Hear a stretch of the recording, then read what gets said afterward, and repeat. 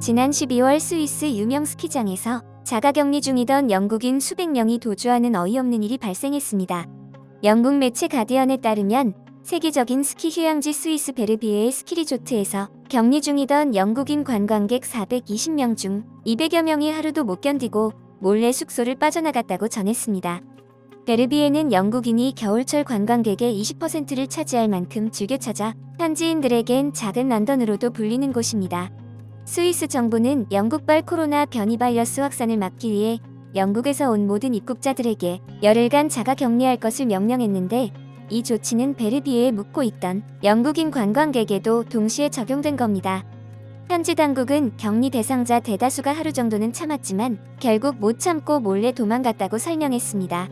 영국 관광객들은 전화를 받지 않는 데다가 식사에 손을 대지 않은 점을 이상하게 여긴 숙소 측의 신고로 탈출 사실을 알게 됐을 만큼 자가격리 시스템 자체가 허술하다는 것도 드러났는데요.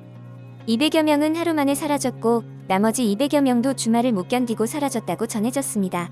당시 스위스 당국은 크게 분노했지만 영국 관광객 대부분의 소재를 밝히지도 못했으며, 그나마 발각된 8명은 탈출한 숙소에 전화를 걸어서 탈출했는데도 숙박료를 내야 하는지 문의하다가 걸린 것으로 드러났습니다. 여기에는 전직 영국 외교관이자 브렉시트 운동가 앤디 위그모어까지 가담했는데요. 그는 자가격리를 피하기 위해 몰래 도망치면서 자신의 SNS에 스위스 탈출기를 영화 사운드 오브 뮤직에 비유하며 무용담처럼 게시해 무식함과 이기심을 동시에 인증하면서 전 세계 네티즌들로부터 비난을 받았습니다. 리조트를 탈출하면서도 인스타그램에 실시간으로 2명의 아이와 함께 스위스에서 도망치고 있다는 내용을 게시했고, 프랑스를 경유해 유로스타를 타고 다음날 영화처럼 국경을 넘었다고 자랑한 겁니다.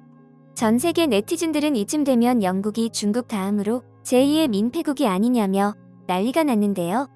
그깟 며칠을 못 견디면서 팬데믹에도 스키 여행은 가야 되는 이런 사람들의 이기심이 견디기 어렵다는 댓글도 있었고, 그 200명 중에 변종 코로나 바이러스를 가진 사람이 있다면 스위스의 3차 대유행이 시작될 수 있었던 문제라며 비난하는 댓글도 줄지어 달렸습니다. 팬데믹 초기에 젊은 영국인들이 자국민 폐쇄를 시작한 다른 나라에서 파티하고 놀았다는 이야기가 기억나네요. 제 의견을 말하자면 훌륭한 영국 인상은 아니에요. 당신들 자신과 당신 나라 사람들 탓이니 이곳 사람들이 영국인들에게 친절하지 않다 해도 불평하지 마세요. 부끄러운 행동입니다. 남들을 위험에 빠뜨리고 영국 여행자들의 평판을 떨어뜨리는 짓이에요. 이런 짓을 하다니 충격적이네요. 너무 이기적인 행동이에요. 이래서 우리는 항상 욕을 들어요. 무책임한 영국인에 대한 비난이 이어지면서 자가격리 의무화에 대한 영국 정부의 고민이 시작됐습니다. 하지만 영국 정부가 계획 중인 호텔에서의 자가격리 의무화는 시작도 하기 전에 문제가 많은 상태입니다. 호텔업계 반발이 심해서 한 건의 계약도 체결되지 않았고 비용 부담 문제도 해결되지 않았습니다.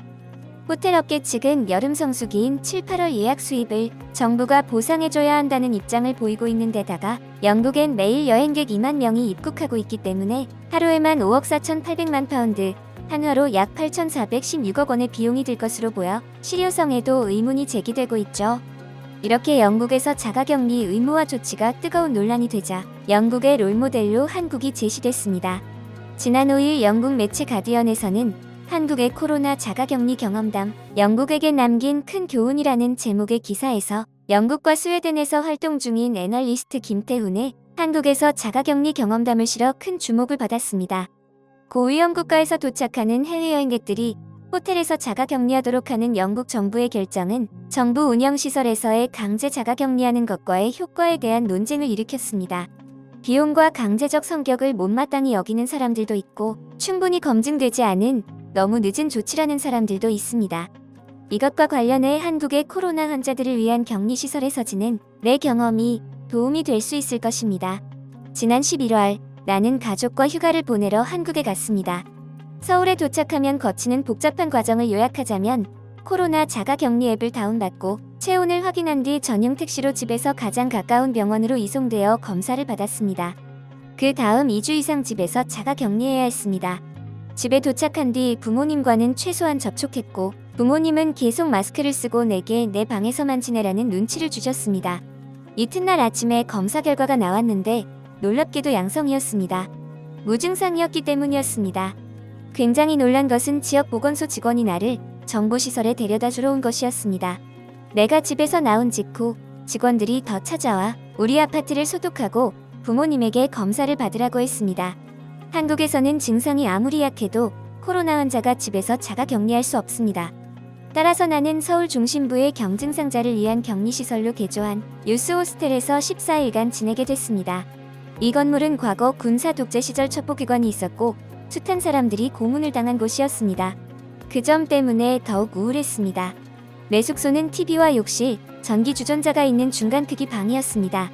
놀랍게도 그곳을 무증상자인 환자 셋과 함께 써야 했죠. 의사들은 무증상자가 서로에게 교차 감염할 확률은 거의 없다고 안심시켜 주었습니다. 14일 동안 아무도 방을 나가지 않았습니다. 음식을 받거나 쓰레기를 버릴 때만 문을 열 수 있었습니다. 밖으로 나가려고 하는 사람에겐 공공 시스템에서 엄중한 경고가 내려졌고 자가격리 규칙을 어길 시엔 고발 조치 당할 수 있음을 날마다 상기시켰습니다. 그러나 이런 제한에도 불구하고 두 가지는 훌륭했습니다. 우선 서비스 수준이 높았습니다. 모든 환자에겐 바디워시, 샴푸, 린스, 칫솔, 면도용품, 2가지 소독제, 마스크, 타월, 슬리퍼 등 필수품이 지급됐습니다. 음식도 좋았습니다. 내가 런던에서 가본 가장 비싼 레스토랑보다 수준 높은 음식이 나왔고 이 모든 것이 무료로 제공됐습니다. 간호사와 의사들은 하루에 이틀 환자를 확인하고 앱을 통해 혈압과 체온을 제도록 알려주었으며 약이 필요한지 물었습니다. 정신적으로 지친 환자들에게는 상담 서비스까지 제공했습니다. 둘째는 결속을 강조하는 점이 감명 깊었습니다. 의료진은 계속해서 우리가 이런 일을 겪어야 되는 것이 유감이라는 것을 표현해줬습니다. 그러나 타인을 위해 반드시 해야 한다고 강조했습니다. 우리가 잠시 자유를 포기함으로써 타인을 안전하게 보호한다는 메시지였습니다. 부모님 모두 고위험군이라서 이 메시지는 개인적으로 와닿았으며 부모님은 내가 혼자서 격리하는 것보다 시설에 있는 것이 안심되셨다고 했습니다. 따라서 한국의 코로나 격리시설은 강제력과 정부 운영 공공서비스, 사회적 결속의 강조가 적절히 혼합된 결과입니다.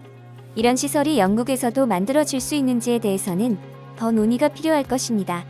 그러나 소수의 국민에게 정부가 가하는 제약과 다수의 안전 사이의 경계가 무엇인지 확실히 보여주는 한국 격리 시스템의 목적은 영국에서도 고려할 가치가 충분히 있다고 봅니다.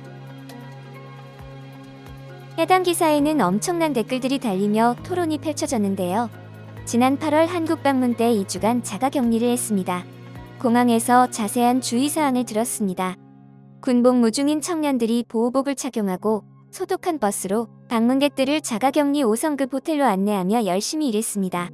철저한 자가격리였습니다. 2주간 어떤 이유에서도 방을 나갈 수 없었습니다. 보호복을 착용한 급식 스타일 식사가 문 앞에 배달됐습니다.